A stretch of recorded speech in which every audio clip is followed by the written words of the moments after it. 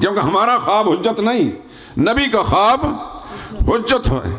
اگر کوئی اللہ کا نیک بندہ ولی خواب دیکھے اور خواب میں کوئی اشارہ ہو اور اس اشارے کو ہم کتاب و سنت پر لے جا کر پیش کریں گے، قرآن قبول کرتا ہے تو کہیں گے یہ خواب صحیح ہے، قرآن نہیں قبول کرتا اس کو دیوار پر ماریں گے لیکن اس کو قبول نہیں کریں گے، کیونکہ حجت دین کے اندر کتاب اللہ اور سنت رسول اللہ ہے صلی اللہ علیہ وسلم۔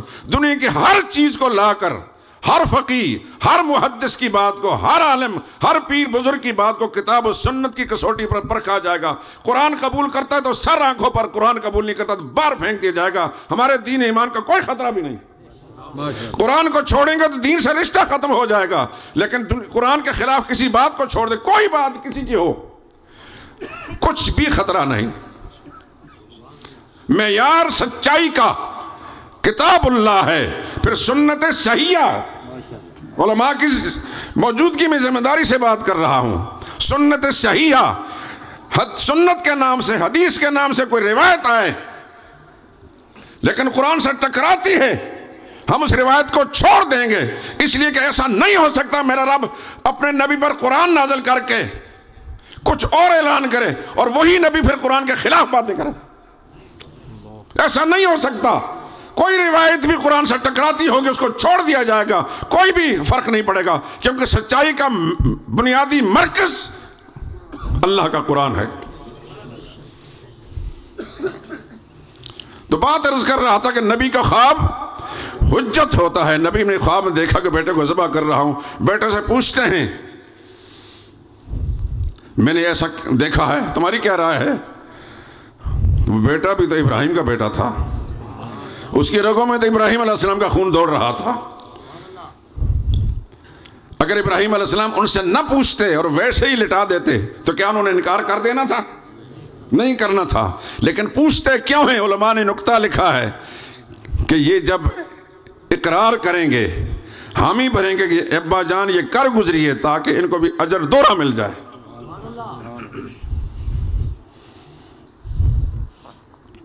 تو ابراہیم علیہ السلام نے کس کی قربانی پیش کی؟ بولیے، آپ بولیں گے تو خدا کے فرشتے نوٹ کریں گے۔ ابراہیم علیہ السلام نے کس کی قربانی دی تھی؟ بیٹے کی قربانی دی تھی۔ محمد رسول اللہ سے پوچھا کہ ما هذه الذبائح یا رسول اللہ یہ قربانیاں کیا ہیں؟ تو حضور فرماتا سنت ابیکم ابراہیم، تمہارے باپ ابراہیم کی سنت ہے۔ وہ قربانی بیٹے کی دیں، ہم قربانی بکرے کی یا گائے کی دیں، حضور فرمایا کہ تمہارے باپ ابراہیم کی سنت ہے، اس میں آپ میں مطابقت کیا ہے؟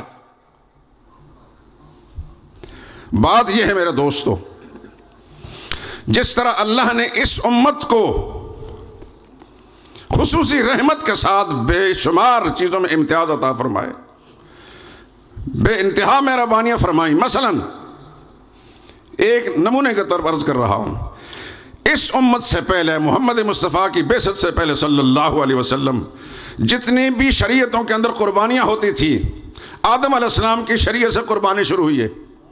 جانتے ہیں نا آپ، قرآن میں موجود ہے، اذ قربا قربانا فتقبل من احدہما واتل علیہم نبأ ابنی آدم بالحق۔ میرے لاڈلے پیغمبر ان کو آدم کے دو بیٹوں کا حال ٹھیک ٹھیک سنائیے۔ اذ قربا قربانا، دونوں نے قربانی پیش کی، فتقبل من احدہما، ان دونوں میں سے ایک کی قربانی کو اللہ نے قبول فرما لیا، ولم یتقبل من الآخر، دوسرے کی مردود ہو گئی۔ غصے میں آ کر کہنے لگا حسد کا مارا، قال لأقتلنک، میں تمہیں قتل کر ڈالوں گا۔ جو قاتل ہے وہ قابیل ہے، جس کے نام میں قاف آتا ہے وہ قاتل ہے، اور جو مظلوم ہے وہ حابیل ہے، دنیا کا پہلا شہید۔ تو حضرت حابیل نے کہا کہ میرا اس میں قصور کیا ہے بھائی؟ قبول کرنا یا رد کرنا یہ میرے اختیار میں، میرے رب کا اختیار ہے۔ میری قربانی قبول ہو گئی، تمہاری نہیں قبول ہو گئی تو اللہ کے ساتھ جا کے جھگڑا کر۔ قال انما يتقبل اللہ من المتقین، انہوں نے فرمایا کہ تیرے اخلاص میں کوئی کمی رہ گئی، اس لیے تیری قربانی کو اللہ تعالیٰ نے رد کر دیا۔ یہاں ایک بات عرض کر دیتا ہوں، علماء کی موجودگی بعض لوگوں نے لکھا ہے کہ قتل جو ہوا تھا رشتے کی بنا پر ہوا تھا، ایسا ہی ہے نا؟ بہنوں کا رشتہ جو ہے، جو خوبصورت لڑکی تھی وہ حابیل کو ملنی تھی، اور جو ذرا شکل میں کمزور تھی وہ قابیل کو ملنی تھی، تو وہ حسد کے مارا ہوا۔ اس نے بھائی کو قتل کا، ایسی بات نہیں ہے، یہ کمزور باتیں اسرائیلیات میں سے ہیں، سچی بات وہی جو قرآن جس کا اشارہ دے رہا ہے، اور شاہ ولی اللہ نے بھی اپنی کتاب میں یہ بات لکھی ہے فتح الرحمان کے اندر کہ یہ سبب تھا قتل کا۔ قال لأقتلنک، میں تمہیں مار ڈالوں، قال انما یتقبل اللہ من المتقین، یہ جواب ہے کہ میرے کہنے پر اللہ نے تمہاری قربانی کو رد نہیں کیا، تمہارے خلوص میں کمی آئی ہوگی، اس واسطے اللہ تعالیٰ نے نہیں قبول کیا۔ بہرحال تفصیلات چھوڑتا ہوں۔ تو اس زمانے میں قربانی کے قبول ہونے یا مردود ہونے کا طریقہ کیا تھا؟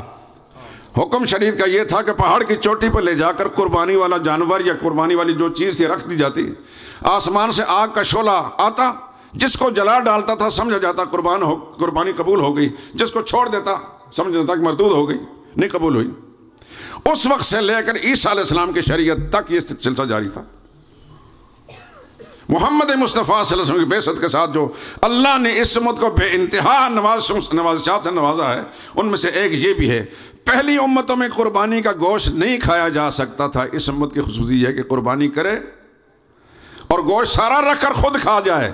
قربانی اگر اللہ کو راضی کرنے کے لیے خلوص نیت سے کی ہے، گوشت کی ایک بوٹی کسی کو نہیں دی، سارا رکھ کر خود کھا جائے، تب بھی قربانی سے قبول ہو گئی۔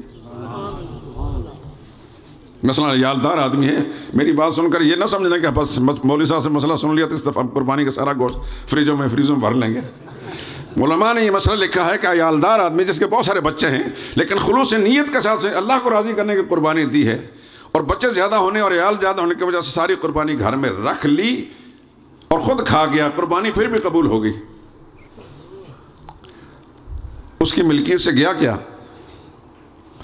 اللہ فرماتے ہیں لن ینال اللہ لحومها ولا دماؤها ولکن ینالہ التقوی، اللہ کو تمہاری قربانیوں کا نہ گوشت پہنچتا ہے نہ خون پہنچتا ہے، تمہارا تقوی اللہ تک پہنچتا ہے۔ جس کے دل میں تقوی خلوص للہیت تھا وہ اللہ تک پہنچ گیا، گوشت سارا رکھ کر خود کھا لیا، تب بھی اللہ نے قبول کر لیا۔ تو بات عرض کر رہا تھا کہ ابراہیم علیہ السلام کی قربانی کس چیز کی تھی؟ بات کو بھول نہ جانا، ذرا زور سے بولیں۔ بیٹے کی قربانی اللہ نے مانگی۔ ابراہیم علیہ السلام نے بکرے کو لٹایا تھا کہ بیٹے کو لٹایا تھا؟ لٹایا۔ فلما اسلما وتلہ للجبین، باپ بیٹوں نے اللہ کے حکم کو تسلیم کر لیا، اور ابراہیم علیہ السلام نے اپنے فرزند اسماعیل کو کروٹ کے بل لٹایا۔ بعض جبین پیشانی کہتے ہیں، لیکن حضرت تھانوی رحمہ اللہ لکھا کروٹ کے بل لٹایا، کیونکہ پیشانی کے بل لٹا کر ذبح نہیں کیا جاتا، کسی بھی چیز کو جو سے ذبح کیا جاتا ہے ایک کروٹ پر لٹا کر اس کے گلے پر چھری پھیری جاتی۔ بس پھر کیا ہوا؟ چھری رکھی، قرآن نے اس کی آگے نہیں بات کی، چھری رکھی کھینچی۔ علماء نے یہ بات لکھی، نقرہ آفرینی کی ہے کہ جب زور زور سے چھری پھیر رہے تھے اور چھری کاٹ نہیں رہی تھی، ابراہیم علیہ السلام اس کو مخاطب کر کے کم بخت کاٹتی کیوں نہیں، اللہ کا حکم پورا کرنے میں دیر ہو رہی ہے۔ تو چھری کو اللہ پاک نے قوت گویائی عطا فرمائی۔ آپ کہتے ہیں کاٹ، میرا رب کہتا ہے نہ کاٹ، بتاؤ کس کی بات کو مانوں؟ اور کھال کہتی ہے مجھے حکم ہے کہ تو نے نہیں کٹنا، چھری کو حکم ہے کہ مت کاٹ، کھال کہتی ہے کہ مت کٹ، آپ کہتے ہیں کاٹ، میں رب کی بات مانوں کہ آپ کی بات مانوں؟ اتنی دیر کے اندر میرے رب نے وَفَدَيْنَاهُ بِذِبْحٍ عَظِيمٍ، یہ ہے وہ کانفرنس کا، ہم نے عظیم قربانی فدیے کے طور پر، بدلے کے طور پر عطا کر دی۔ خیر یہ قصہ تو نہیں سنانا مقصود ہوتا، آپ نے بارہا سنا ہوگا۔ حضور سے پوچھا گیا کہ ہماری قربانیاں کیا ہیں، تو آپ نے کیا فرمایا صلی اللہ علیہ وسلم کہ سنت ابیکم ابراہیم، تمہارے باپ ابراہیم علیہ السلام کی یہ سنت ہے۔ وہ بیٹے کو ذبح کر رہے ہیں، ہم بکرے کو ذبح کر رہے ہیں، اور حضور فرماتے ہیں باپ ابراہیم کی سنت ہے، انہوں نے بکرا نہیں لٹایا تھا۔ نکتہ یہ ہے میرے دوستو، خدا کرے میری زبان سے نکلی ہوئی بات اللہ مجھے بھی ایسا جذبہ دے، اور آپ کو بھی جہاں تک یہ بات پہنچے، جہاں تک بالواسطہ یا بلا واسطہ پہنچے، اللہ سب کو ایسا جذبہ عطا کرے۔ بتانا یہ چاہتے ہیں کہ ہر شخص ابراہیم خلیل اللہ نہیں بن سکتا، ہر شخص کے اندر ابراہیم علیہ السلام جیسی قربانی والا جذبہ نہیں پیدا ہو سکتا۔ ان کو تو حکم ہوا تو وہ تیار ہو گئے، سب سے پہلے اپنے قربانی دینے کے لیے آگ میں چھلانگ لگا دی، لگائی کہ نہیں لگائی؟ انہوں نے تو پتہ نہیں کتنی دفعہ قربانی، وہ تو ساری زندگی قربانیوں سے عبارت ہے، اور جب بیٹے کی باری تو اس کا بھی تیار ہو گئے۔ لیکن آج اگر وہی حکم ہو بہو جاری رہتا، میرے باپ کو حکم ہوتا کہ تو اپنے بیٹے یونس کی قربانی دے، اور آپ کے والدین کو حکم ہوتا رہا فرزند کی قربانی دے، تو کیا ہمارے ماں باپ تیار ہو جاتے؟ ایمانداری سے بتائیے، ایسا جذبہ ہے آج کے زمانے کے اندر؟ تو پھر ہمارے بڑوں کا یا ہمارا، آج ہم زندہ موجود ہیں، ہمارا رشتہ رب العالمین کے ساتھ ایمان کا باقی رہ جاتا؟ یہ اللہ کی مہربانی ہے۔ اللہ یہ بتانا چاہتا ہے اور حضور صلی اللہ علیہ وسلم یہ فرمانا چاہتے ہیں، جس جذبے کے ساتھ ابراہیم خلیل اللہ نے اپنے بیٹے کو لٹا کر گلے پر چھری رکھی تھی، اگر تم بھی وہ جذبہ پیدا کر گو تو تمہارا یہ عمل جانور قربان کرنا، اللہ تعالیٰ اس کو ایسا ہی تمہارے بیٹے کی قربانی قبول کر لی۔